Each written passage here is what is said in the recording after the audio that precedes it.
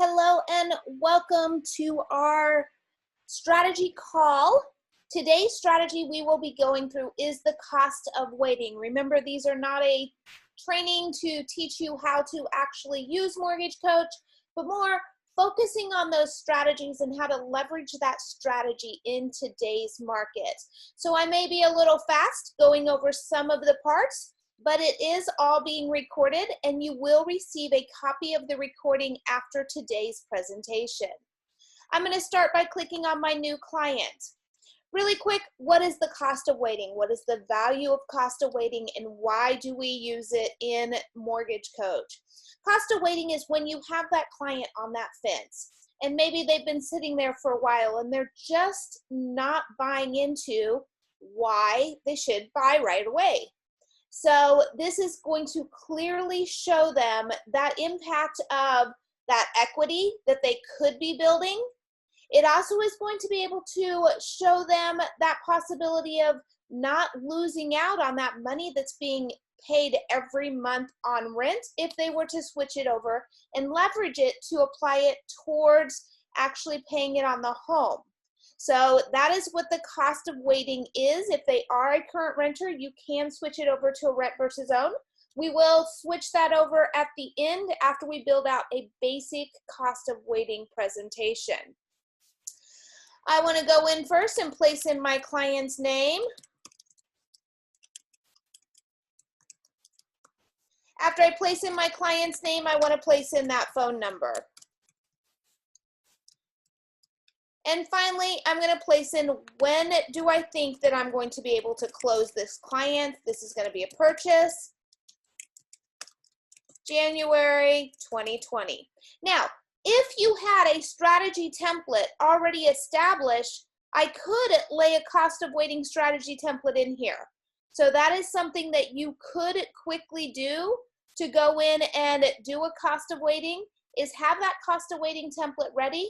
You're just laying those products already in, so all you're doing is updating how much they qualify for, interest rates, and then any other data that may be reflected based on this individual client.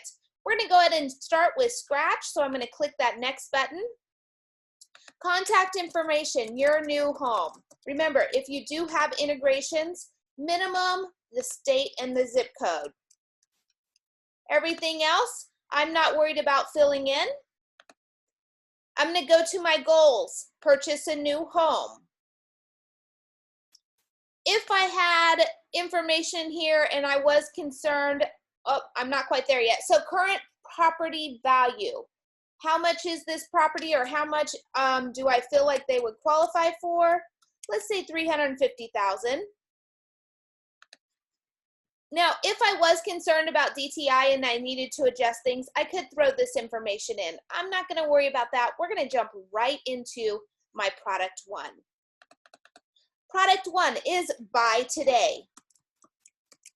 There's a house on the market. They're looking at the house. So what if you were to just buy that home today?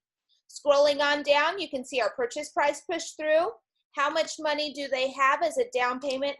I'm going to say this is a 5%. So 5% conventional is what I'm going to work on. I can throw in my interest rate, or if you do have an integration, you can use that integration. So I'm going to throw in my interest rate and my term. Clicking on my next button, again, saves it, and going into my closing costs to drop in my closing costs. So far what I've done is I'm just building out that basic Mortgage Coach presentation. It's nothing crazy, it's nothing unusual, it's just that basic presentation.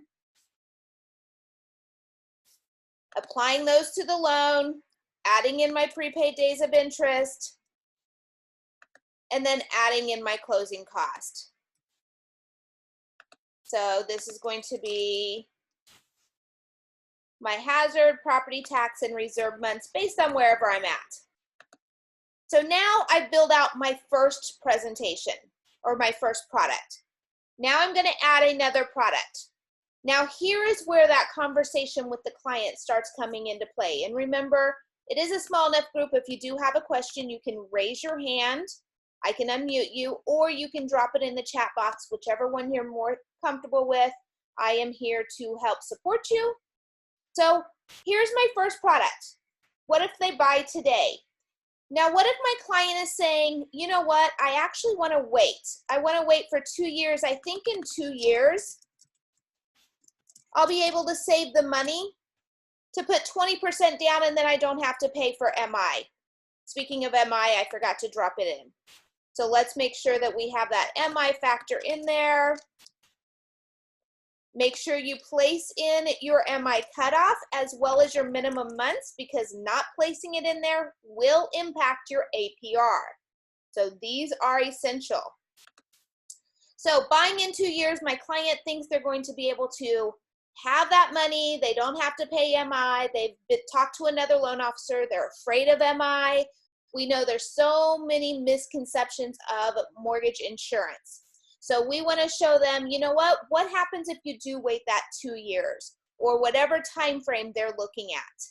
I'm going to say, have a conversation. First thing I'm going to do is I am going to copy it from my buy today. I want to have that starting point.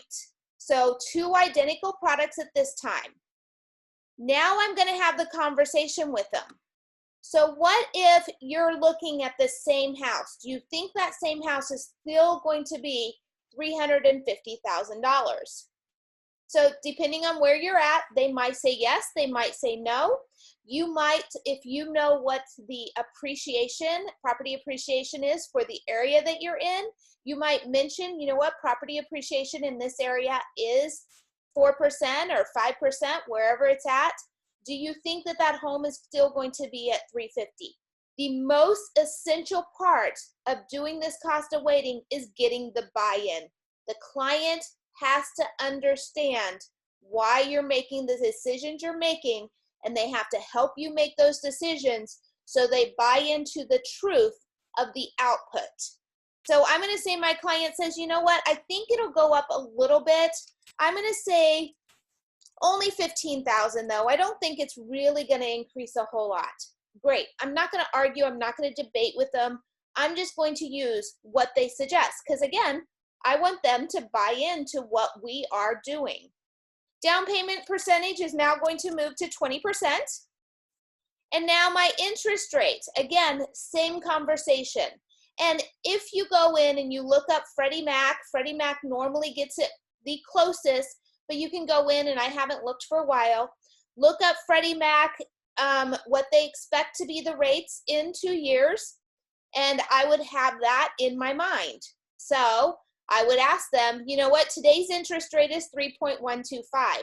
I look at Freddie Mac, he tends to get it the closest every year when they do guess or estimate what it's going to be in the future. And in 2 years, they're seeing that interest rate is going to be around 4.125. Do you think this is true? Or do you think that the rates might be higher or lower? What do you think? Again, I need that buy-in. If I don't have the buy-in, it's not going to be efficient. So I'm going to say, they say, you know what? Let's just go with what they think. Perfect. I'm going to put that 4.125 in there. The term is going to stay the same, and all my closing costs will stay the same, as well as my prepaid days of interest. What will adjust now is my drop off of my MI. And all I need to do is delete the MI percentage out, and that is completed. So you can see I have buy today, buy in 2 years with 20% down. Building out the products again, just like you would normally build out, but in the second product, you have to get that buy-in of those 2 spots. How much do you think the property will increase based on the time frame you're looking at, and this one's 2 years, and where do you think the interest rate will be based on projecting it into the future in 2 years? That is all the products you need in this presentation. It is super easy to build. Now I can go into my analysis, and here is where more of the confusion or the concern is of the loan officers when they're presenting this. First thing is property appreciation. Whatever property appreciation you use when appreciating this property price here, you want to use that same rate of appreciation here. And I didn't pay attention to what I did. It wasn't much. So let's say it's only 2%. Short term and long term, I want to set these based on that 2-year projection.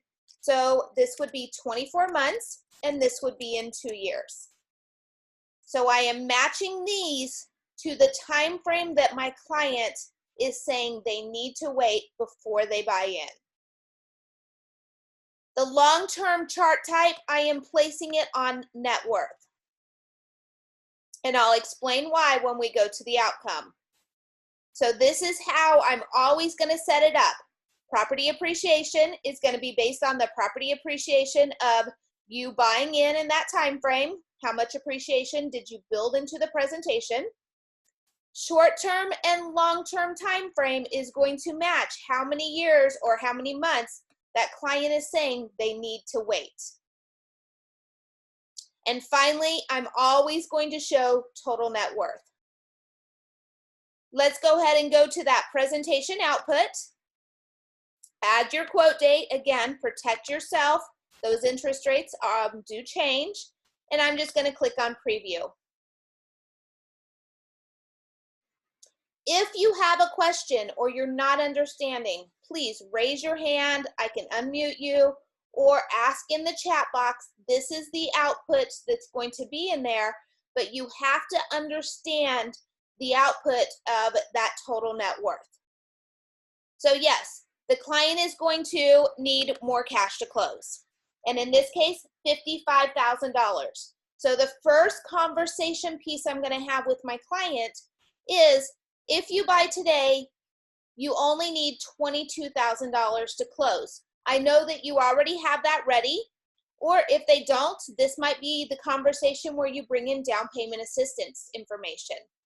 But we can get that $22,000 and that's going to happen.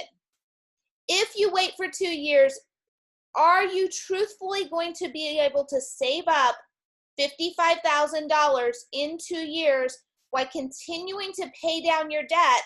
Because now we're buying a house that's a little bit more expensive. You don't qualify for this home today, but if you paid off a little bit of debt or you get an increase in your pay, you'll be able to afford that. It's not a huge difference. Are you going to be able to save the $55,000 and pay off that extra $10,000 that you have on your visa in 2 years? So whatever the case is, whatever the reason they pick this time frame, you're going to pull that out in the conversation and you're going to talk about that difference in the cash to close. Can they do it?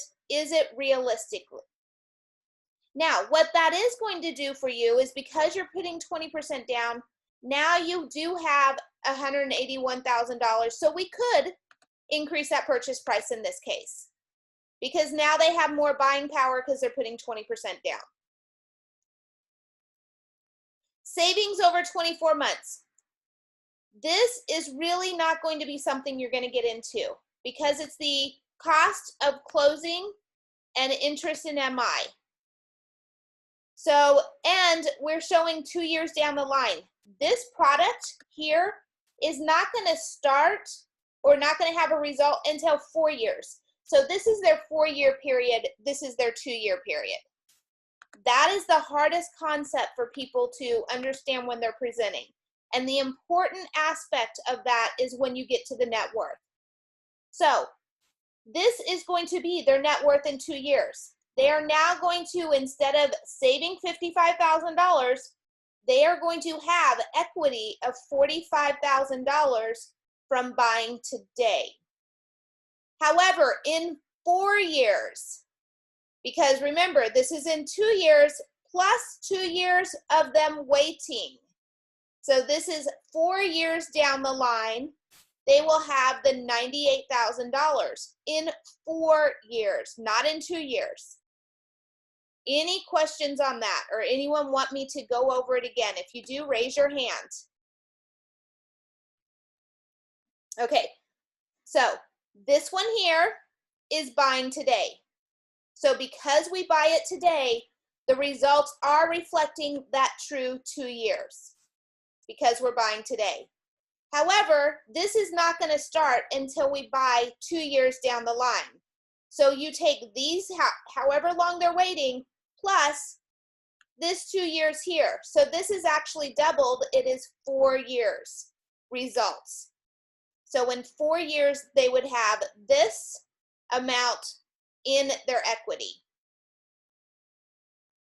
Does that make sense now?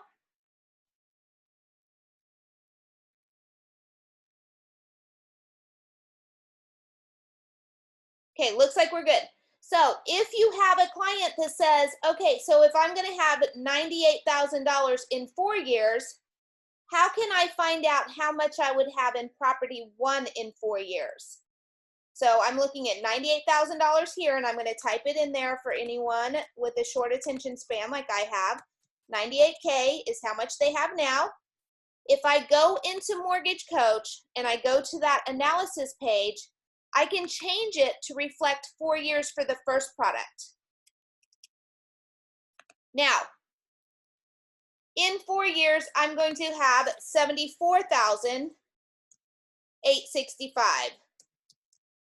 So I'm just going to put $75,000. Now, what this is not reflecting between the two is the $55,000 they had to save up.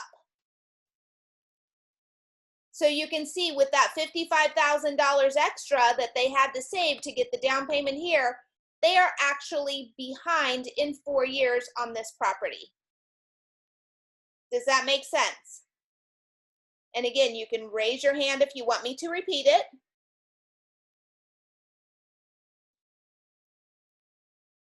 In the presentation, the net worth down here is just the home equity based on 2% appreciation. So in most cases, the property appreciation in most areas that you guys are in is higher than 2%. I did not increase it a whole lot because my projection of how much the client thinks the home's going to be worth did not go up a whole lot. And you can keep playing that game with them and show them that this home here, eventually, because the interest rate is lower, let's go to 8 years. Because the interest rate is lower, they're going to start eventually catching up when they're paying it because the interest rate is lower and they are 2 years ahead. Any questions on that cost of wait? It is a super easy concept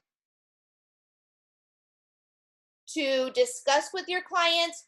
If you remember this window here, this one is always the amount of time here. So in this case, 8 years, plus the amount of time your client plans on waiting.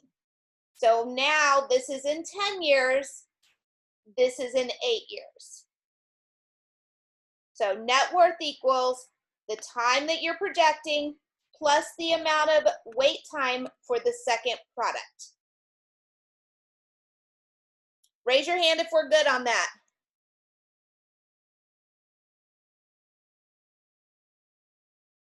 So we want to make sure everyone, that is the biggest concept you have to remember in this presentation. Because if you miss out on that idea, then that is going to be where you get to explaining it to the client and then you're like, oh no, what is the issue? Why is it not coming up the way I expect it to?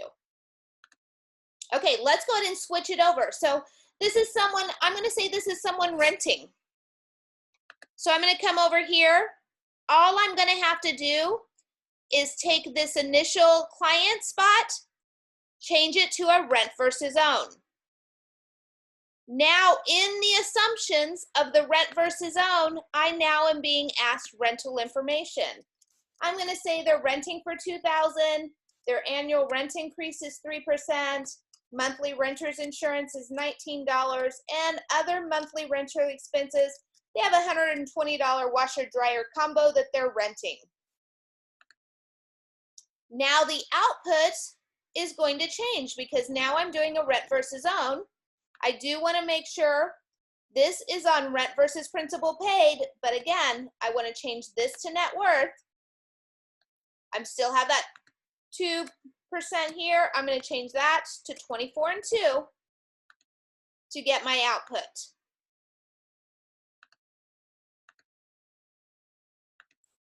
Now remember, on the rent versus own, there's a couple of different things that you're going to notice. Most prevalent one is this window here.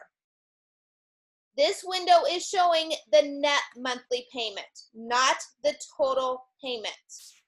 So here we have total payment. What the net monthly payment is, the total payment less the amount of money going towards principal or the amount of money that is building the equity. That is where we get that net monthly payment. So even though these are pretty close to each other, when it comes down to it, this one is more affordable because they have money coming back in the picture of equity. So that's the main difference in this net monthly payment, is this window right here is showing the unrecoverable cost of renting versus the unrecoverable cost of home ownership.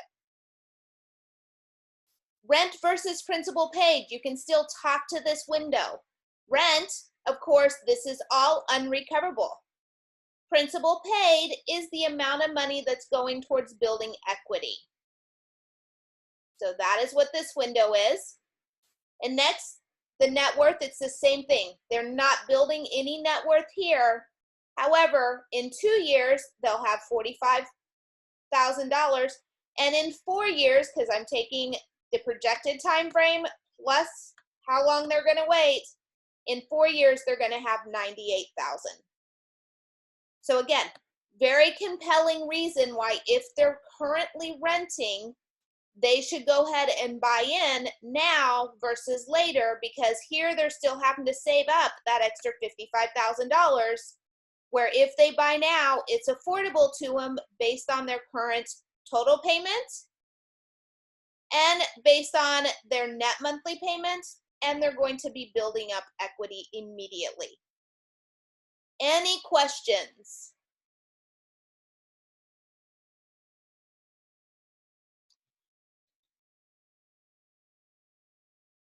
Okay, let me see if I can find it really quick. Projections for interest rate of Freddie Mac. This is typically how I find it.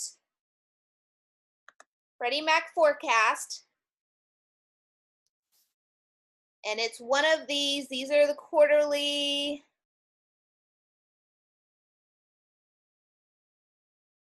Let's see what this one is. I'm going to pop it up so we can see it bigger.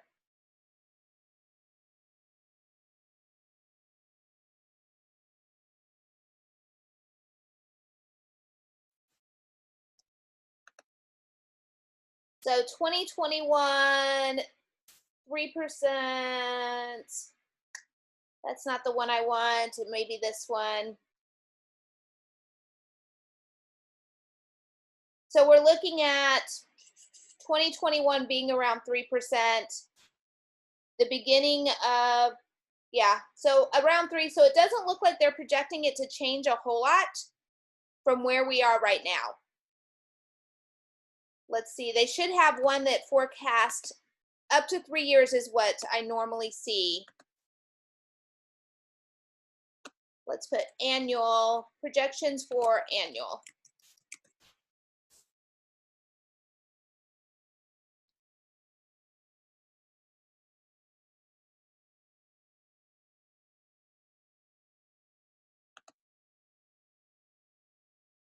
Any other questions while I'm diving into this? No problem.